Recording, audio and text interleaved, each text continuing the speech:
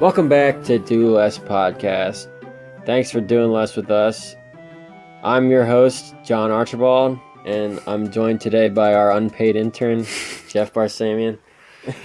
Please pay me. I can't feed my kids. He provides a good service, but unfortunately, we don't have the budget over here at Do Less Podcast for. Unfortunately, our budget is $0. Which we've stayed well within our budget to date. So that's true. We have had to sacrifice 25% of our profits to host these podcasts. But fortunately, 25% times 0 is still 0. But we love making them, so we come back every week, kind of, and make more. We come back every once in a while when we feel like it. Every time we feel so moved to record a podcast, here we are. Like when something really exciting happens. And like I yesterday. have some juicy excitement in my life, in everyone's life. The latest episode of my favorite show, the FOMC press conference. The Federal Reserve held their, I guess it's not quite once a month. It's like once every 6 weeks. They have a press conference, and I watched that, made some popcorn, and I watched Jerome Powell address the reporters, give his speech, and then answer questions. Did he look handsome? I didn't watch it. He looked stressed. Which he must be stressed. Because wow, I thought everything's great. Yeah, the greatest economy of all time. Well, so what I wanted to talk about today was specifically a comment he made. It was, I think, the last question he fielded from the reporters. The otherwise pretty uneventful FOMC press conference. Why don't we play the hour for our listeners, and then we'll come back and do our commentary on it. Yeah. Don't worry, I'll link the press conference in the description, and our listeners can feel free to go listen to the whole hour, which I know they'll all do. Yes. It's a pretty uneventful speech. Obviously, it sounds like he's giving a lecture about the most boring subject. He's just delivering monotone statements as if they're facts, but they're not facts. They're very wildly contested by, I guess you could say, there's dozens of us. Yeah. Dozens of us. We listen to that and we don't think they're facts. We think that he's actually wrong. But he didn't change rates, which is kind of the big part of the press conference. What happens when they announce their rate decision, if they're going to raise the Fed funds rate or lower it. That'll happen in this press conference. So rates were unchanged. So that's but that was expected. So yeah, I don't think anyone was surprised there. Yeah, and an actual surprise was that the repo market intervention by the Fed is continuing through April, when they previously said it would be finished by, I think, the calendar year 2019. I may be wrong, maybe January, but it wasn't supposed to go to April. He's pushed it like a whole quarter of additional operations, which he just kind of waves his hand and says, no, this isn't a big deal. It's just the market's temporarily strapped for liquidity. And in that case, we're adding repo liquidity availability. And so he's and if you're not up to date on Do Less or the Fed, what they're doing is they're printing money, basically buying short-term assets from banks so that the banks have extra cash, right? The Fed prints the cash. They don't actually print it. It's just bits in a computer, but they create the money, and then they buy the assets from banks when there's no other buyers who are willing to buy at that price. And that what that does is that drives the market rate down, right? Because the market's like supply and demand, right? So the more supply of cash there are for these assets, that the lower the interest rate. Like the bigger supply of savings or money, the lower the interest rate. So the net effect of them printing this money is to drop the interest rate in the repo market, which previously they thought was too high because it spiked in September. Right. Yeah, it's basically just short-term lending with safe assets as collateral. Right. It's the same, in my opinion, as quantitative easing, which was the emergency measure after the financial crisis. And I will go on a little bit of a tangent here to reference Neil Kashkari, who is the Minneapolis Fed Bank president. So the Minneapolis Fed Bank is the regional bank of the Federal Reserve, which there is 12 of those in the country, Minneapolis being one of them. So Neil Kashkari is the president of that bank, which means, and this year he has voting privilege on the FOMC committee. FOMC is the Federal Open Market Committee. Mm-hmm. So he's got a voting. There's rotational voting rights. I don't know if they get into that, but this guy. So when they vote on the rate cut, he's one of the ones voting. So he's got a very influential role in monetary policy for the U.S.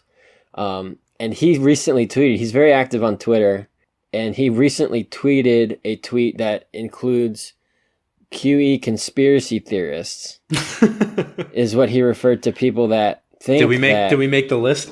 Yeah. I actually, no, we didn't. Oh, man. But he refers to people that think that this repo operation by the Fed, this of late, is that when people call that QE, the same as QE, he thinks that's a conspiracy theory.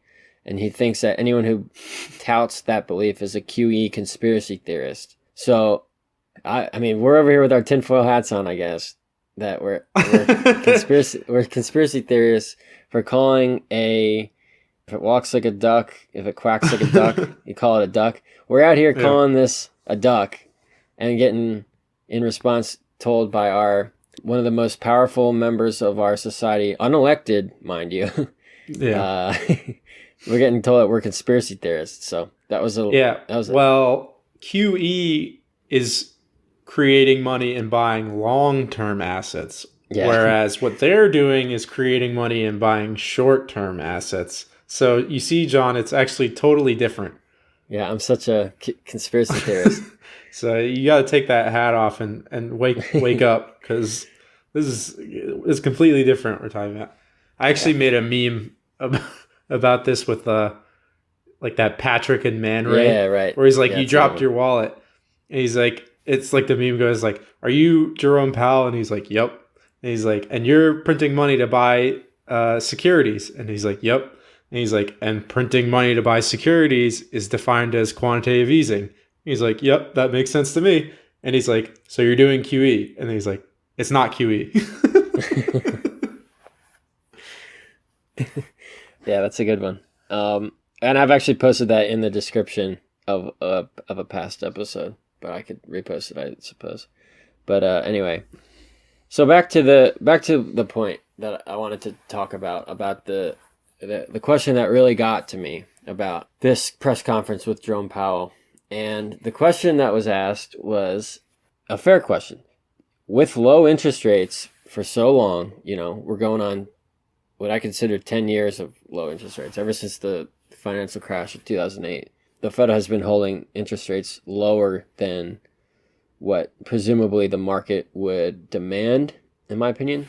Mm-hmm. So the question was, with artificially low interest rates for such a long period of time, does the Federal Reserve fear that savers in this economy are getting unnecessarily punished, more punished than they would have been I forget the exact wording of the question, but just what is this monetary policy? I mean, I guess you could say in a free market, because it's not really a free market.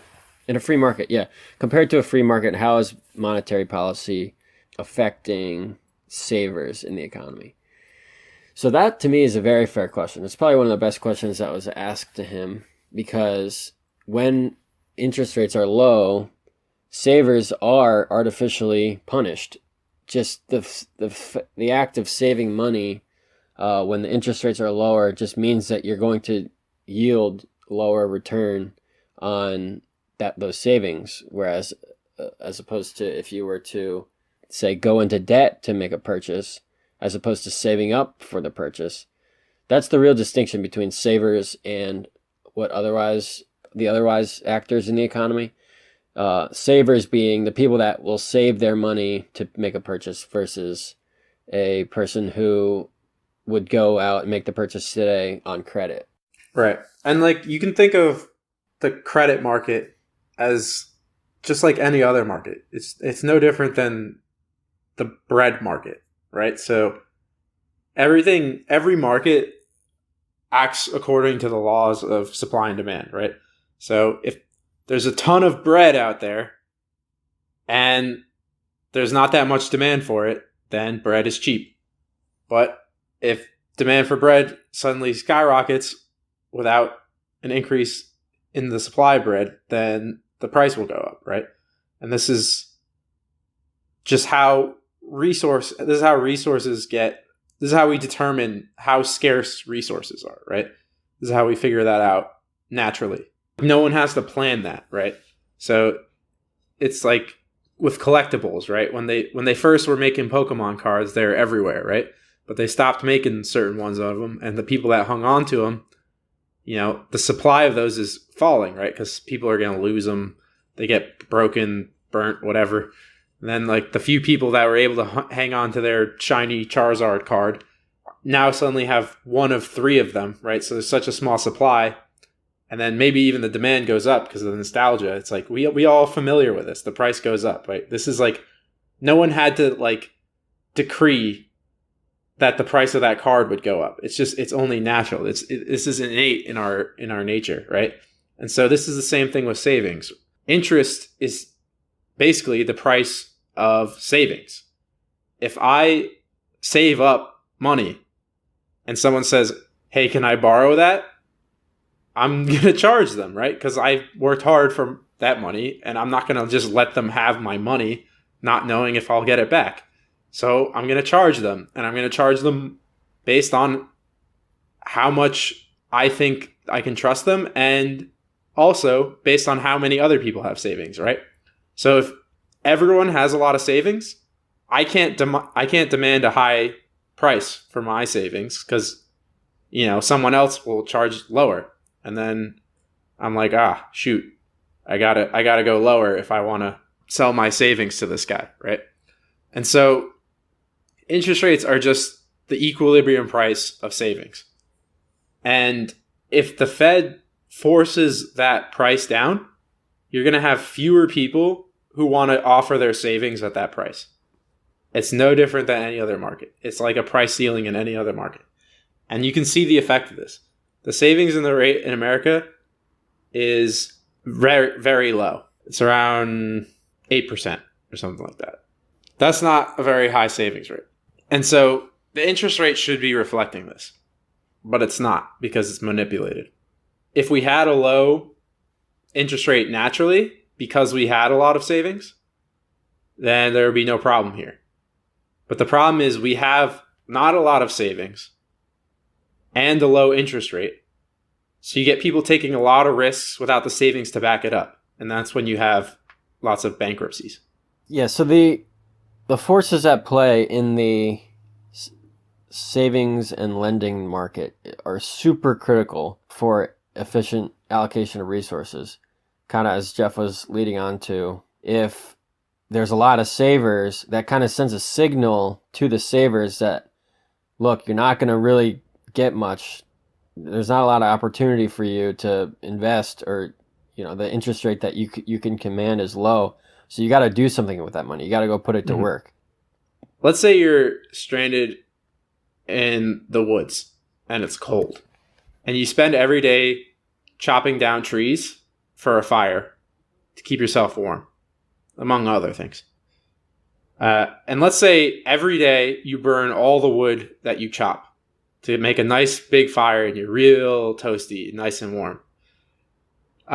You're going to spend every single day chopping that wood, and you're never going to get free from that, right?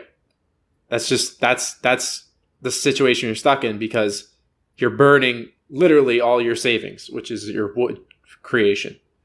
Now let's say you start putting aside some of that wood every day That's your savings. You can save up literally a pile of wood. That's savings. Okay. Now, and you make the fire, you sacrifice a little bit. You're not going to get as big and warm of a fire, and you're going to be a little bit colder. It's not going to be as nice. And this whole time, let's say you were naked. Okay. So you've put aside this wood for a while. Okay. And now you feel pretty comfortable. If you have a lot of wood, you're going to feel pretty comfortable not chopping any more wood, right? You're going to feel comfortable with that stockpile that you've created. Okay? So now you're like, all right, I probably don't need to chop wood today. I can use that time on something else. And suddenly you see a sheep walk by. And you're like, hey, that motherfucker looks pretty warm. So you get the idea to steal the wool off the sheep. And you make yourself a sweater. Now you have, because you've saved up the firewood to free up your time to do other things, you've now created something that's going to pay dividends in a sense, where it's going to keep you warm indefinitely. That's investment. That's growth. That's how economies grow. Okay. You have to set aside savings so that you can take risks and do things with those savings, right? It may turn out that whatever you decided to do with those savings was a waste of time, but it may not. That's how you grow. And that's the point, is the more savings there are, the more safe it is to take risks, right? Yeah, that's good. If you went out on that venture after stockpiling wood and all you found was like lizards or something, you'd be like, well, back to chopping wood. You got that signal to go chop wood. Right, because you're going to burn through a little bit of those savings if you find nothing, right? But the fact that you find if you found the sweater, then you burn less wood every single day from there on. And then it's like you're permanently better off. Right. So, and that's exactly the same as in an economy. Like, the good ideas that are found are only found through profitable ventures, right? Once you create a venture that's making a profit, that's a signal that that's a efficient resource allocation that is going to benefit the economy, and it's sustainable, right? At least for now. when you mess with that market, then you start seeing things like malinvestment, which is if you went out into the woods to look to see what you could find, and some magical force just kept giving you wood, right? You would just let's extend the analogy to two people, and you save up all that wood, and you give it. Let's say we're both chopping wood, and I do a little bit extra. I work a little harder, chop a little more wood, and save some up, and then I lend it to you because you're a little more courageous than I, and I don't want to venture out of our thing. And I say, hey, John, you can go out and explore and figure something out, right? Like I'll lend it to you in the meantime, right? I'm only going to do so if I feel like there's enough savings for this to last. But if someone lied to me about how much wood we actually had, then I'm going to keep letting you do this. And then I'm going to look at my wood pile one day and realize I ran out a lot quicker than I thought I would. And that's sort of what's happening, is like, if you mess with the interest rates, it's essentially like lying about the supply of savings to people. It makes you think you have a much bigger pile of wood than you actually did. Yeah, that's a good point. So it's encouraging people to venture out, which could be profitable, but there's no actual, the signals are all messed up. It's not actually the profitable ventures that are commanding more wood. It's actually, the wood is artificially surplus. So ventures that otherwise wouldn't have been funded into the woods are funded into the woods. Right. Not depending on if they were profitable or not. All right. I like that analogy. Right. Because you may keep showing up empty-handed, but if I think I have a ton of wood that I can fall back on, I may just I'll be like, yeah, no big deal. But if I one day realize, oh crap, actually half of this was rotten and no one told me, and I can't burn it anymore, or it's wet or whatever, I don't know. I don't know how wood would go bad, but then Right. suddenly, if I didn't realize that, I've been reckless by just handing out wood to you like that when you just keep coming home empty-handed. And so that people call this zombification of companies. And what that is basically like people feel more safe than they should in giving their money to these companies that keep showing up empty-handed. They show up without a profit. But they feel safe in the savings environment because the interest is manipulated, and so they keep dishing out money to these companies that don't make any money. Okay, I like this example, and I'm going to come back to it after I readdress the Powell remarks that we were talking about. So, all right, Powell was asked about savers, if they're being disproportionately punished, right? And he said, look at the amount of jobs that this low interest rate policy has created. That's the value, right? Oh, these savers, yeah, I mean, he said, I do kind of feel bad for people that live off fixed income or have to live off savings.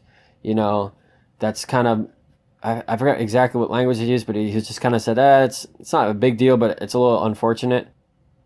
So he kind of just basically treated it like as if it was like a throwaway group of people. Like, it's just like, oh, don't really think about that. Think about all the jobs that were created. Think about all the demand that was stimulated that kept the economy strong, right? He said that's the real value of this interest rate policy. So don't even really think about this group of throwaway people, which honestly is a complete bastardization of how an economy works, right? So let's go back to the firewood example, right? If there was two guys over there cooking the books and saying, oh, we got all this wood, just keep going out there, keep looking for more wool or whatever you can find, right? They're able to venture and venture and venture. And you've got another group of people separate from these two that are just chopping wood and saving it up, not making any ventures out into the woods. Well, if you were that guy that was saving and you looked over at these guys that keep venturing out in the woods and not finding anything, you would say, well, that's unsustainable. That's not really a good idea. It's proving not to be a good idea. Well, what if they keep getting told, oh, just keep doing it by like some outside force. Yes, keep, your stock will keep being replenished or whatever. And it's just like the saver's like, what the heck? I've been saving my wood. I've been doing the right thing. They've been doing stuff that's proven to be useless, and I'm actually doing the right thing. I'm actually saving and preparing for a bad case scenario. They're actually getting the bad case scenario, and they're fine. They're well off, right? They just keep getting this, what is quantitative easing, stimulus, like money printing. They're just the recipient of it, and I am over here working, being more realistic, and I'm essentially getting punished, which is kind of a good. You think that's a good application of that analogy, or would you? Yeah, well, I would say the problem is, like wood is a hard asset, right? Like in a theoretical society, wood could be used as money, in which case it's a hard asset, right? And so if you're giving people wood, they know they can burn it. So like the equivalent of creating money from nothing and giving it to people would be like giving them fake wood that doesn't burn. Right. So like that's sort of like the equivalent. But like, yeah, I got you. I feel like the analogy breaks down a little bit there. But yeah, no, I agree. Like, so the savers are people who are not investing in these ideas that they think are bad ideas, right? So like, this is a controversial one, but Tesla is a car company that I think we've talked about before on here. And they currently have a market cap that's bigger than Volkswagen, which is the biggest car company in the world. And so Volkswagen sold like 10 million cars or something like that. And Tesla sold like 10,000, right? So it's like just like a huge difference. And yet Tesla's valuation, their market cap, is higher than Volkswagen's. And people go, oh, like you can't compare them because Tesla's nothing like it. Yeah, me personally, I'm like, that's kind of BS. They're both car companies. At the end of the day, if people aren't buying Volkswagen because they're buying Tesla, That people aren't going to buy both a Volkswagen and a Tesla unless people suddenly get a whole lot richer or cars get a whole lot cheaper, right? So it's like, it's one or the other, right? So maybe Volkswagen goes to zero and Tesla stays where it's at. Yeah, I don't know. Maybe that happens. But like, they need to start making enough cars for that to be the case. And maybe they will one day. But the reality is, if their valuation is already as high or higher than Volkswagen, like, where is the upside? That stock has basically realized all of its upside, unless just the car market itself grows significantly as well, which it might. But it's basically suddenly realized all its upside. Like, all the money that could have been put into Tesla is in Tesla. So it's like, you know, like, people who now look at that as like, okay, that's not a good investment opportunity. That's a saver, right? They're not investing in something that seems like an outlandish, opportunity. Outlandish speculation. But then what's my alternative? 1% interest? That's the thing, is these things compete for returns. And so it's like, I'm like, well, I don't want to invest in that, but my alternative is crap. So I get punished if I just want to if I don't want to invest in these other things, right? So you're basically forcing savers into a pickle. It's like, you either don't take risks on the companies you don't believe in, or you get nothing for your money. In fact, you may even get negative, right? Because if your savings are 1% interest and inflation is higher than that, which I believe it is, its official measure is like 1.7, so it's already higher than that. But I think it's probably higher than that, because I don't necessarily agree with the measure. You're forcing people to deplete their savings. And so this is a central body basically giving the command sound to all the people in the population, hey, you need to deplete your savings. And this is kind of like the core of Keynesianism, I guess. Economics is like, they believe that a central planner can step in when the market's too squeamish and then fix that market by basically giving people less fear, right? That, like, it's sort of based in the psychology that there can be this mass hysteria that essentially is causing everyone more grief than they should, and the central planner can then wisely step in and fix that problem. But they assume that this is fact, whereas to me, you got to show me a little more proof that you're capable of doing such a feat, right? Yeah, you nailed it. That's exactly where I was going to go from there. Is that remark definitely illustrates that he believes that, right? He believes that, our policy stimulated demand to the point where we created all these jobs, like all these jobs. That's what you have to be thankful for. And those jobs wouldn't have been there unless we created the demand for them. And it's like that demand is artificial. So to say that that's good or necessary, no one knows. Like, he's playing like such a omnipotent role and saying, this demand that was created is a good thing. In which case, if you think all demand is a good thing, then you might agree with him. But I think rational thinkers can look at that and disagree. And here's an example, right? If you have the latest iPhone, you had the latest MacBook, you had the latest everything. It's just like, at some point you don't need it. Like, it's like the Apple could come out with another product, and right, it's like I literally am stimulated in every an Apple TV. Okay, I have Apple TV. I'm stimulated in every aspect of what I could want. It's just like, I don't want anything more from Apple. It's just like, oh no, but here's more free money. Here's more, like, take some more money.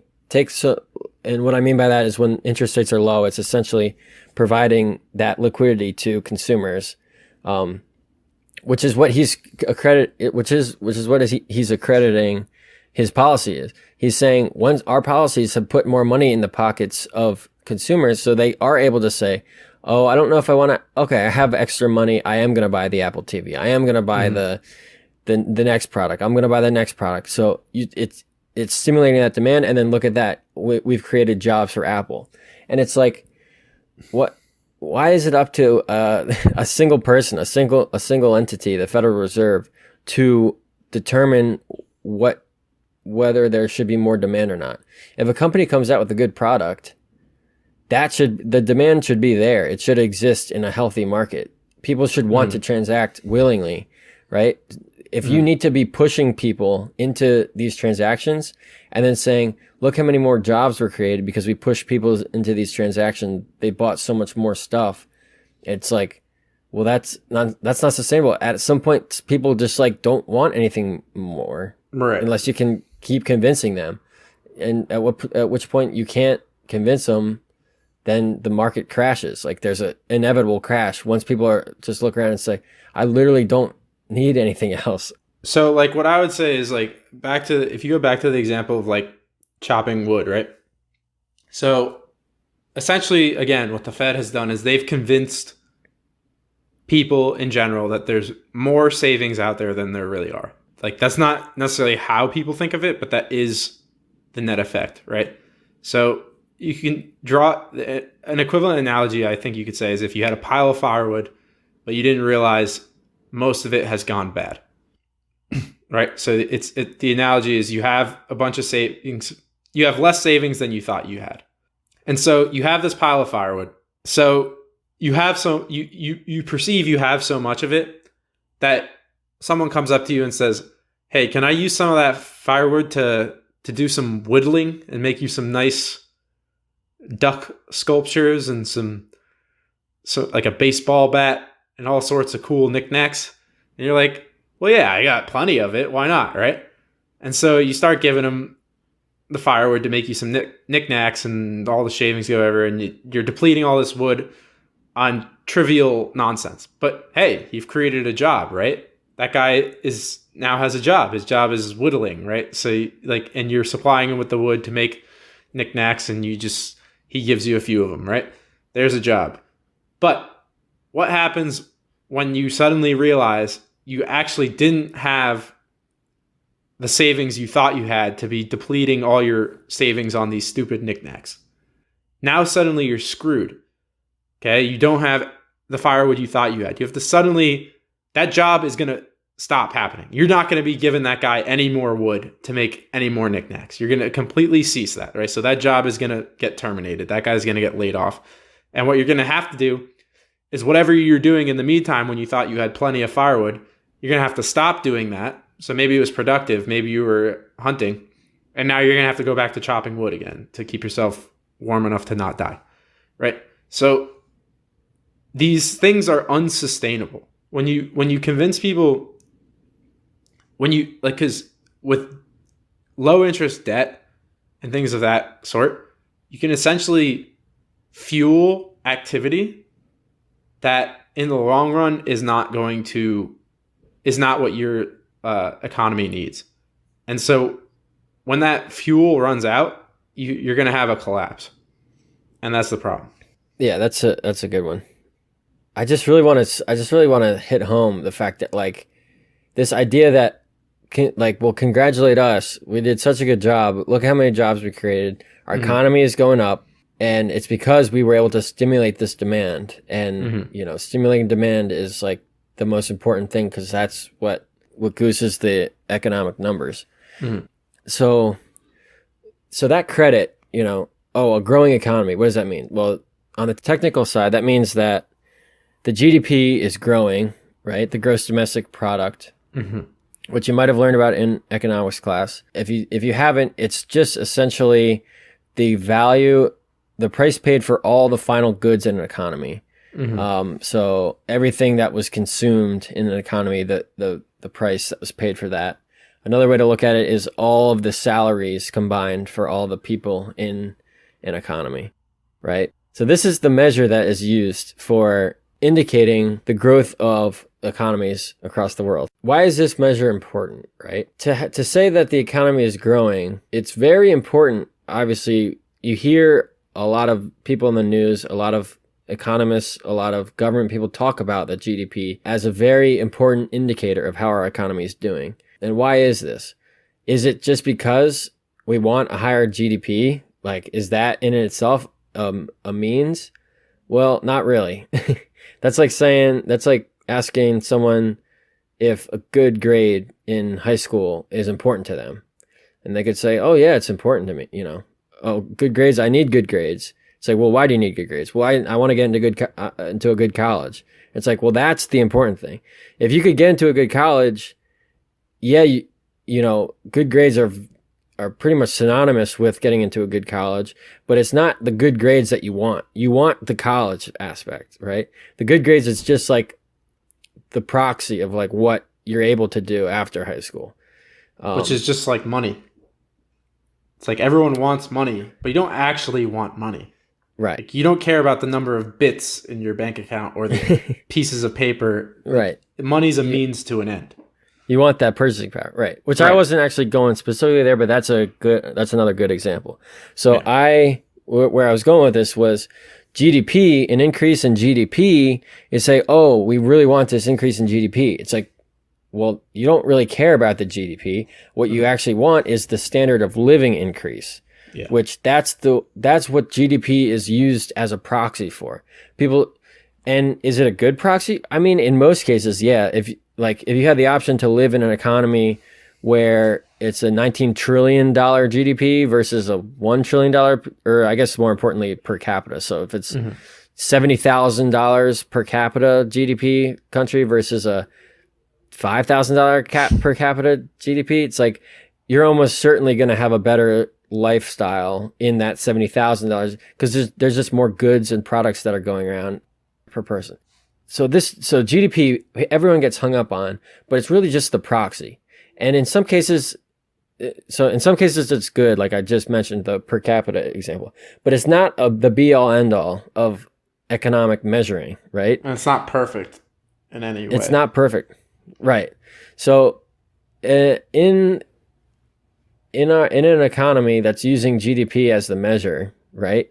A cancer patient, for example, is a very good contributor to the GDP of the country, right? Because they're spending so much, like because of them, so much money is being spent on drugs, so much like money is being spent on hospital care that the GDP is actually going up a lot. And they're creating jobs. Creating jobs, all that.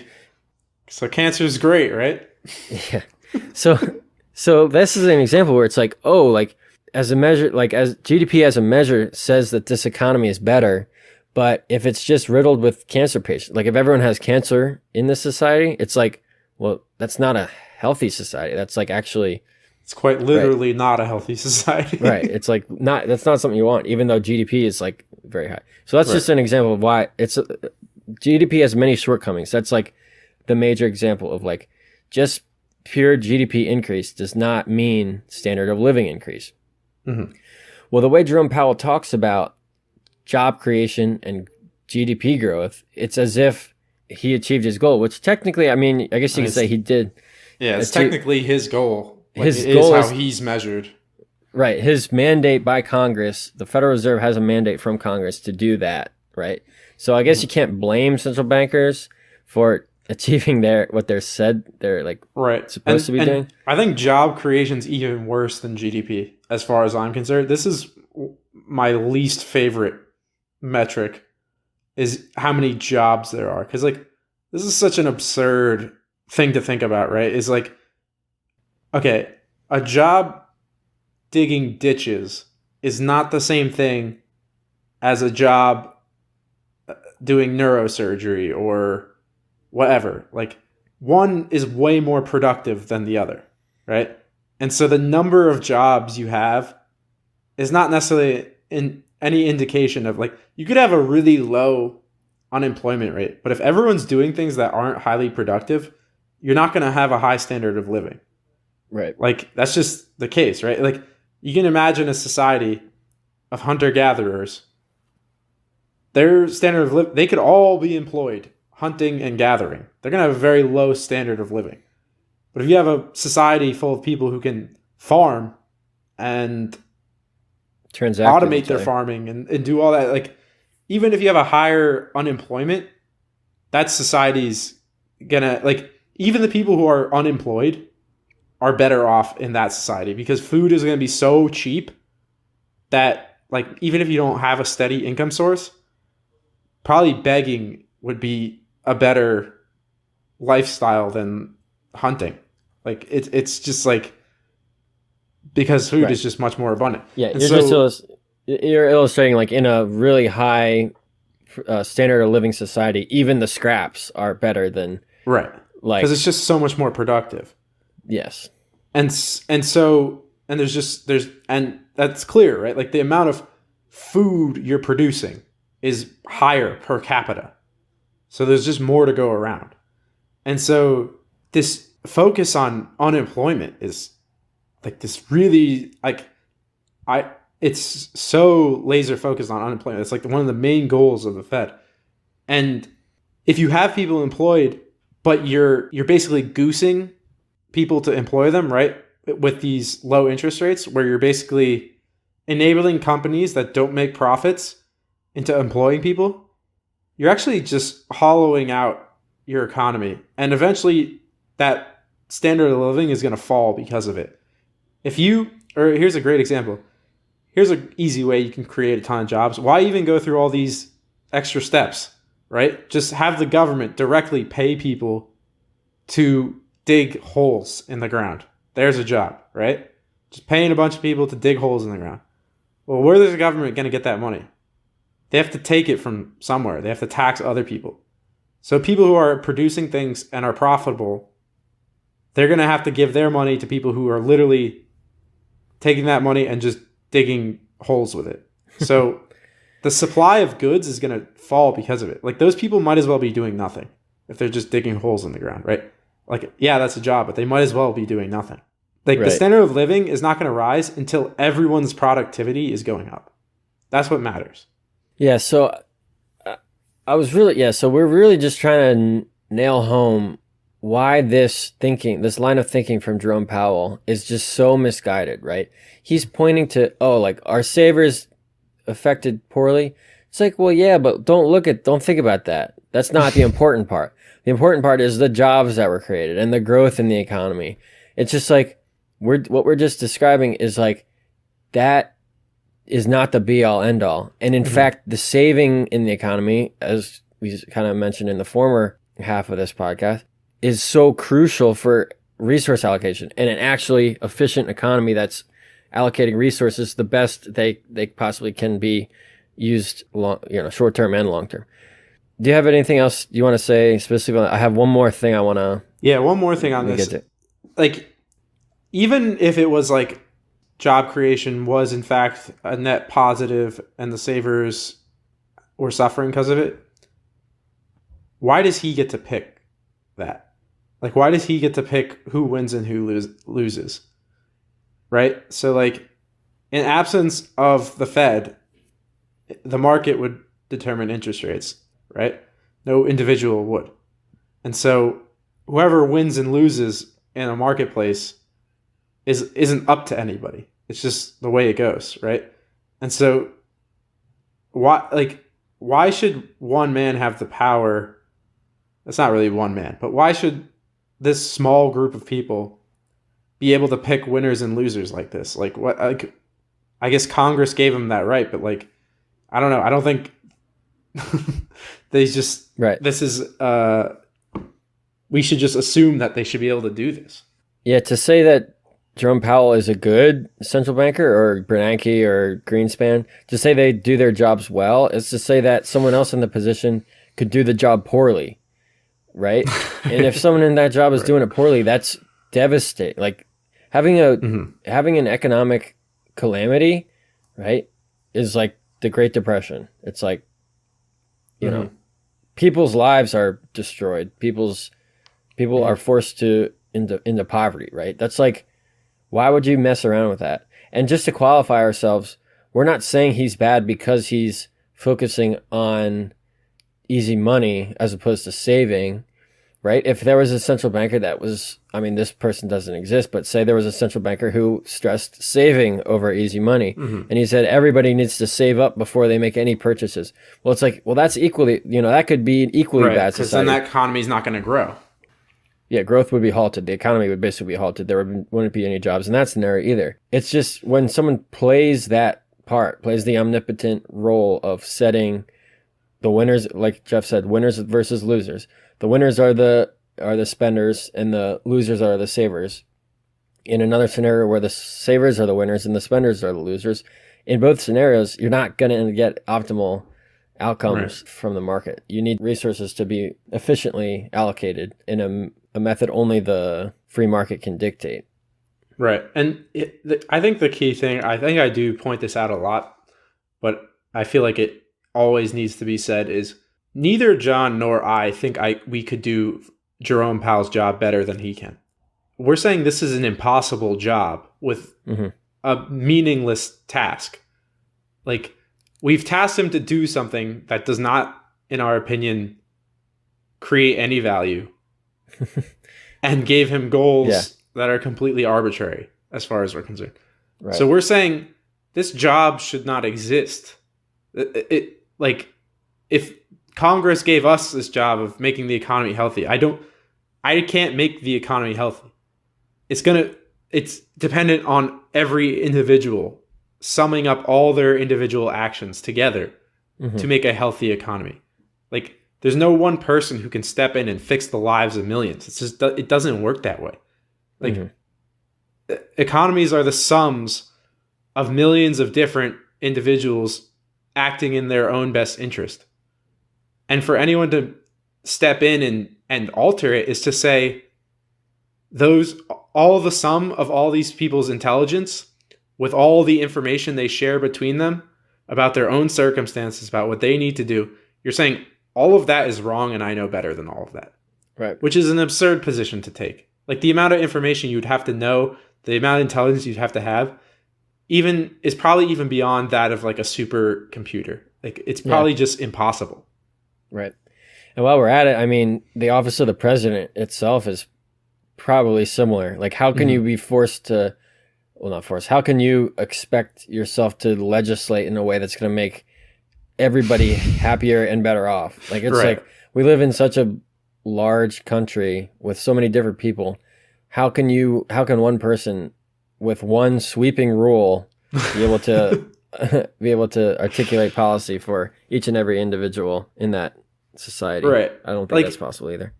Like, I think you can think about the absurdity of it is like everyone wants a house, right?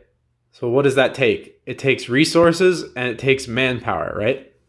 The idea that someone could just jump in and just say, I decree everyone gets a house, and then that's going to get everyone a house is just absurd on its face. Like, it's just, no words on a piece of paper are going to build houses for people. It takes resources and labor, which is in itself a resource. And so, like, it takes hard work and time and a large number of people to do it. You can't just legislate your way to a better life. It takes our collective effort to get there. Yeah. So the last thing I wanted to kind of touch on is this sentiment, right? The naysayer kind of attitude that Jeff and I are kind of espousing is kind of cheap in a lot of people's opinion. Some people think that, anyone can call bullshit on a system as complex as ours, because then when it goes wrong, when something does go wrong, people like, me and Jeff are going to say, look, we were right. And it's like, well, even a stopped clock is right twice a day. So people will discount the commentary that we're providing now to when there's an actual downturn or an actual the consequences of this bad policy are actually come into fruition. People are like, well, it doesn't count because you were just calling that was just your statement for, I guess we've been doing this for a couple months now. But there's other people that we kind of subscribe to and agree with, like Peter Schiff, for example. He's been saying this stuff for 15 years probably. So if something as bad as he is predicting does happen, I can already hear the people say now, it's like, well, Peter Schiff, you've been saying that for 15 years. It doesn't matter what you said, because when you say the same thing for 15 years and something bad happens, well, you were just, you weren't actually targeting any specific policy. You were just playing the naysayer. And so whenever it came to be that fact, then you would just take credit for it. Yeah, we're just perma bears, not to be confused with polar bears. Those are different. So what I wanted to address with this is I came up with an analogy that I think is kind of fitting for people that talk this way. And people think of it like, oh, if it's like someone's training for a marathon, right? And someone else is just sitting on the couch all day. And the person training for the marathon comes in the house, and the person sitting on the couch starts telling them, "You're doing it wrong. Like you're not running right. You're not using the right training. You're not eating the right things. You're not doing this, doing that." Well, the marathon runner could say, who are you to tell me what? I'm actually doing something, right? I'm actually out there trying to win a marathon, and you're just sitting on the couch. So I don't really have to listen to you. And they don't. I don't think they should. I think that someone who's actually doing something should never have to listen to the naysayer in that scenario. The guy just sitting on the couch, right? Well, here's a spin on it. What if these are a married couple, and the guy that sits on the couch has all the money, and the girl that's running the marathon is out there, and she's purchasing new shoes, and she's purchasing new clothes, and she's purchasing $100 per gram protein powder, and she's purchasing all this stuff, and she comes in, and the guy on the couch says, "Hey, you're training for a marathon, but you're spending too much money," right? And that person says, "Look at me, I'm training for a marathon. You're just sitting on the couch," right? Well, that person on the couch has very much reason to say, "Yeah, but it's my money. Like, you can't just spend it and just credit yourself to trying that you can do anything, you can do no wrong," right? That person on the couch now does have skin in the game, and they do have the ability to offer an opinion on what. So you don't need to buy all this stuff to train for a marathon. Like, you should just train for the marathon. If that response is, "Oh no, you can't tell me what to do, you're just sitting on the couch all day," it's just like, well, I'm invested in this, and I disagree with the way you're going about it. You're spending all my money. So that was just an analogy I thought. So if someone like Peter Schiff, people wouldn't say, "Oh, he's not doing anything, he's just calling it." Well, he's afraid for his stake in, like, this country, this Right. this society. And here's an example as that are we. maybe resonates with some people is climate change. There's a bunch of people warning about it. I don't see any problems right now. Does that mean there never will be? It's the same absurdity, right? It's like, just because these problems take time to realize doesn't mean they're never going to exist. And so it's like, this is not to say, not to get into the policy to deal with climate change or whatever. It's just the concept, right? Like, just because something is not currently bad doesn't mean you don't understand the driving forces that are going to cause the problems ahead. So, like, again, a guy like Peter Schiff, who I think does understand very well the driving forces that caused the financial crisis in 2008, is again saying we haven't learned anything from this, and we're headed for another financial crisis that's even worse because we've learned nothing, and we're actually doing problems we're exacerbating the problems. And so people say, "Oh man, it's been 15 years. What the heck do you know?" It's like, in the grand scheme of things, it's not a long time. Maybe these forces take a while to build up. It's like, to just call people perma bears because they're consistently saying there is a problem and it's getting worse is so dismissive. It's like calling people, if it in Australia, right? Let's say that first forest fire, someone was like, "Hey, this fire is kind of spreading. Maybe we should put it out." And they're like, "We're fine. It's nowhere near the rest of the thing." Like, you could point out and say, "Hey, maybe we should have listened to that guy. Maybe we should have put the fire out early rather than later," right? So it's like, to just completely dismiss people because everything right now is fine. And all the years they've said this is a problem and it still hasn't been a problem, yet you still haven't dealt with the consequences, is a completely illogical way of looking at the world. And so I think these people that are so dismissive because things are good right now, by their definition, are just I don't agree with that argument at all. P.S. Stocks only go up. All right. Well, that was an hour, so I think that about does it. Yeah. So we'll see you next time when on the next episode of FOMC comes out. No, we'll probably see you before that. I thought we were gonna record another episode after we finish this one. True. We're gonna have to record one for when the Fed cuts rates because the coronavirus won't stop spreading. Yeah. You see, the key to curing that is just printing money. Right. Yeah. Stimulate demand. It solves all problems. All right. See you later. Thanks for doing this.